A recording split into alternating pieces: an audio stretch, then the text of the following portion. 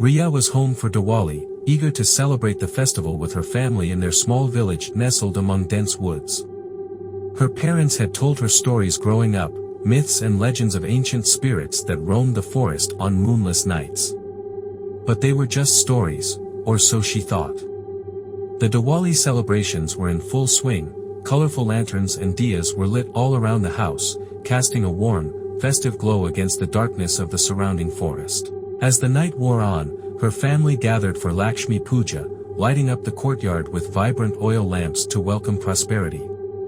Her parents and younger brother soon drifted off to sleep, leaving her alone outside with a gentle chill settling over the village. Ria stayed back to enjoy the cool air and watch the fireworks. She was about to head back inside when she noticed something strange. A soft, flickering light appeared in the distance, deep in the woods. It wasn't unusual to see other homes with their own diyas, but this light was different, dancing with a peculiar blue hue, moving as if it were being carried. Curiosity got the better of her. Wrapping a shawl around herself, she stepped down from the porch, walking towards the forest. The further she went, the more the night seemed to close in around her, the air growing colder. The sounds of firecrackers faded, replaced by an eerie silence. The blue light seemed to draw her in, swaying and shifting just out of reach. As she walked, she felt an odd sense of déjà vu, as if she'd done this before. She stopped, glancing back at the house, now barely visible through the trees. But the pull of the light was stronger, compelling her forward. Soon, she found herself in a clearing. The blue lantern hovered just a few feet away, swaying gently, as if beckoning her closer. But as she approached, she noticed something chilling. The lantern wasn't hanging from a tree or held by a person. It was suspended in midair, drifting closer and closer to her. A faint whisper filled the air, sending a shiver down her spine. It was a voice, low and haunting, calling her name. Ria. Her heart raced, but she couldn't move. It was as if her feet were rooted to the ground. The voice continued, soft yet insistent. Come closer, join us. The shadows in the clearing thickened, and figures began to emerge, faces pale and expressionless. Their eyes glowed with the same eerie blue light, and each held a diya in their hands, casting a ghostly glow. She recognized some of the faces, villagers who had passed away over the years, people who had supposedly vanished into the forest. Suddenly, she understood. These were the souls of the lost, trapped in the forest, unable to escape. Her grandmother had once mentioned them, the Buddha diyas, lanterns carried by spirits on Diwali night, searching for someone to join them, luring the curious and the brave. Ria took a step back, fear overwhelming her, but the figures moved in closer, circling her, their whispers growing louder, filling her mind with a disorienting hum. Stay with us, forever. She stumbled, barely able to keep her balance as a strange numbness spread through her body. Her vision blurred, and the forest began to spin. In her daze, she thought she saw her family's house in the distance, the glow of their diyas flickering warmly. Desperation surged within her, breaking through the trance. She turned, sprinting towards the faint lights of her home, but the figures followed, gliding silently behind her, their faces twisted with grief and anger. The blue light grew brighter, intensifying with each step she took, as if trying to pull her back. She burst through the trees, reaching the edge of her family's courtyard. Her mother's voice called out to her, breaking the spell completely.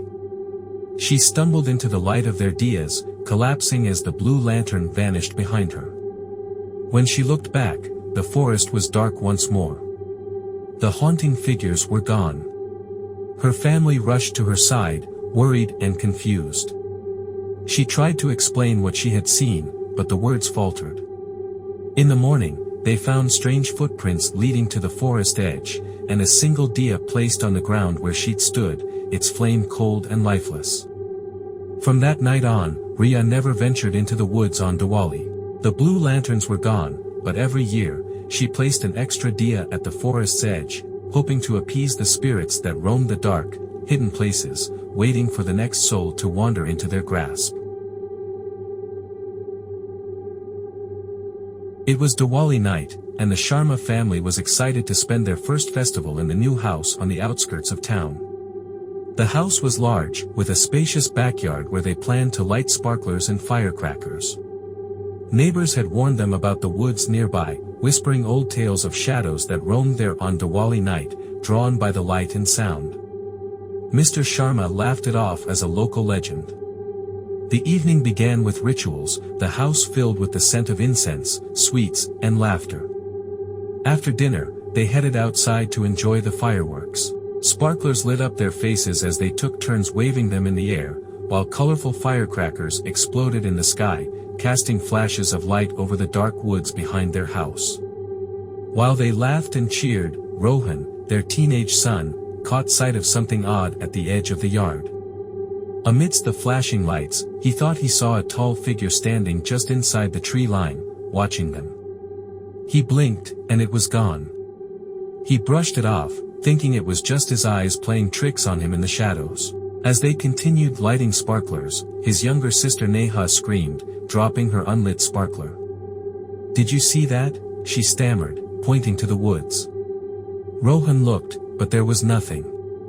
Mr. Sharma tried to comfort her, assuming she had spooked herself with thoughts of the local ghost stories. Neha reluctantly picked up her sparkler, though her gaze kept drifting back to the trees. The family moved to the larger fireworks, their favorite part of Diwali. As the sounds echoed, Rohan felt a chill. When he glanced back at the woods, he froze. A figure stood there again, closer this time. It was tall, its body twisted in unnatural angles, shrouded in shadows, with eyes glowing a faint orange, like dying embers. It swayed slightly, as though hypnotized by the fireworks, taking small steps forward with each burst of light. Rohan backed up, eyes locked on the figure. His mother noticed his expression and followed his gaze, her face paling. Mr. Sharma dismissed it, trying to assure them that it was just a trick of the light or someone from the neighborhood. But the figure continued to move closer, step by jerking step, each firework drawing it nearer. "Everyone inside, Mrs. Sharma said in a shaky voice, grabbing Neha by the hand. Rohan kept his eyes on the figure as they hurried into the house, locking the doors behind them. They turned off all the lights, hoping the darkness would keep it away. Huddled in the living room, they waited, the silence interrupted only by the distant sounds of fireworks. Minutes passed, stretching into an hour, and Mr. Sharma finally ventured to look outside, hoping it was gone. He drew the curtain back a sliver and went pale. The figure was there, standing at the edge of their lawn, its glowing eyes fixed on the house. The family huddled together, praying for it to leave. But it stood there, motionless, as though it was waiting. And then, as if on cue, the firecrackers from nearby homes exploded, lighting up the yard. The figure moved forward, its body jerking with each flash of light, stepping closer to the house. They scrambled up the stairs, locking themselves in the master bedroom. Rohan peered through the window, his heart pounding.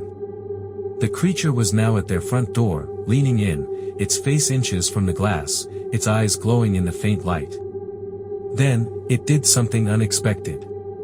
It tilted its head back, letting out a deep, guttural sound, a low, dragging moan that echoed in the night, resonating with the lingering fireworks. The fireworks began to die down, one by one, leaving the neighborhood in darkness. With the last burst of light, the figure vanished, melting into the shadows, as if it had never been there. For the rest of the night, the Sharmas sat together in silence, their ears alert to the slightest sound, the lingering chill of the creature's presence etched into their minds. The next morning, they found deep, clawed footprints across their yard leading back to the woods, and at their front door, a single, charred sparkler, twisted and bent into the shape of a hand. They never celebrated Diwali outside again, and every year, as the festival approached, they made sure to turn off every light, praying that the creature wouldn't be drawn to their home again. It was a lively Diwali evening in the Kulkarni household. The entire family, along with a few relatives, had gathered to celebrate in their ancestral home, a massive, sprawling building in the heart of a small town, surrounded by narrow, winding lanes. The house had been in their family for generations, and every year they gathered there to light up the mansion in celebration. The house itself was grand but eerie, with shadowed corners and high, vaulted ceilings that made it feel as if someone else was always watching. Everyone joked about it being haunted, but they brushed off the idea, laughing at their own imaginations. This year, Ria, the youngest cousin, had a strange feeling about the place. The moment she walked in, she sensed something was different, something unsettling. She tried to ignore it, attributing her nervousness to the long drive and exhaustion. As dusk fell, they started lighting diyas and placing them along the windowsills and doorways, illuminating the entire house in a warm, flickering glow. The family gathered in the living room for the annual puja, the house filled with the scent of incense and marigolds. Ria tried to shake off her discomfort, joining in with the chanting in the warmth of family around her. After the puja, the real fun began. Ria and her cousins rushed outside to set off fireworks, laughing and shouting as colors exploded in the night sky. But as Ria was lighting a small cracker, she felt an odd prickling sensation, like someone was watching her. She glanced around, but no one was there, just her family, laughing and enjoying the festival. That's when she noticed him. A man, standing alone at the edge of the street, his face obscured in shadow. He wore a long, faded coat, his posture rigid, hands hanging limply at his sides. He didn't seem like he was celebrating. He was simply watching, still and silent. She nudged her brother Ravi. "Do you see that man over there?" Ravi squinted in the direction she pointed, but he just shrugged. "What man?" "Come on, Ria, it's Diwali. Stop trying to spook us." Ria frowned, glancing back. The man was gone. Confused, she brushed it off and tried to join the fun, but she couldn't shake the feeling that something was off. As the night went on, the family began to gather inside, sharing sweets and exchanging stories. Suddenly, a loud thud came from upstairs, causing everyone to pause. Mr. Kulkarni, the family elder, sighed, saying it was probably a bird hitting a window or something heavy falling over. But Ria wasn't convinced. Her skin crawled with a sense of unease. An hour later, her cousin Neha let out a scream. She pointed to the hallway mirror, her face pale. "What's wrong, Neha?" someone asked, rushing over. I saw a man standing behind me," she stammered. "Right there, in the mirror. He was wearing a long coat." A hush fell over the family. Mr. Kulkarni shook his head, muttering something about old houses playing tricks on the mind. But Ria knew it wasn't just her imagination now. Someone, or something, was here with them. As they tried to continue their celebrations, strange occurrences began to unravel around them. Diyas extinguished themselves, even without wind. Shadows stretched along the walls, growing longer and darker than the flickering flames could cast. Doors creaked open on their own, despite having been locked. Around midnight, they heard footsteps on the staircase, slow and deliberate. Everyone froze, glancing at each other with wide eyes. Mr. Kulkarni, determined to keep his family safe, walked over to the staircase with a flashlight. He stopped at the bottom step, shining the light up. There, at the top of the stairs, was the man from before, the one Ria had seen. He was tall and thin, his face obscured, but his eyes shone with a cold, unnatural light. He didn't move, didn't breathe. Just stood there, his figure draped in a long, tattered coat. Mr. Kulkarni's voice was firm but wary. "Who are you? This is private property." The man said nothing. Then, slowly, he lifted his hand, pointing directly at Ria. Her heart pounded in her chest as a chill washed over her. Why her? Why had he singled her out? Mr. Kulkarni's voice was a whisper now. "Everyone, move to the back door. Now." As the family backed away, the lights began to flicker. One by one, they went out, plunging the house into near darkness. In the dim light, they could just make out the man descending the staircase, his feet never making a sound. Panic broke loose, and they rushed to the back door, fumbling with the locks. Finally, they managed to get it open and spilled out into the yard, panting and terrified. When they turned back to look at the house, the lights flickered back on, and the man was nowhere to be seen. But through the window, Ria could see him standing in the living room, watching them from inside with an expression that could almost be called a smile. The family spent the rest of the night outside, huddled together, waiting for dawn. They didn't speak of the man or the strange occurrences, but Ria knew they'd all seen him. The next morning, as they were packing to leave, Mr. Kulkarni found an old photograph tucked under a stack of books in the living room. It was yellowed with age, but unmistakable. It showed a family from decades ago, all dressed in traditional Diwali attire, standing in the same house.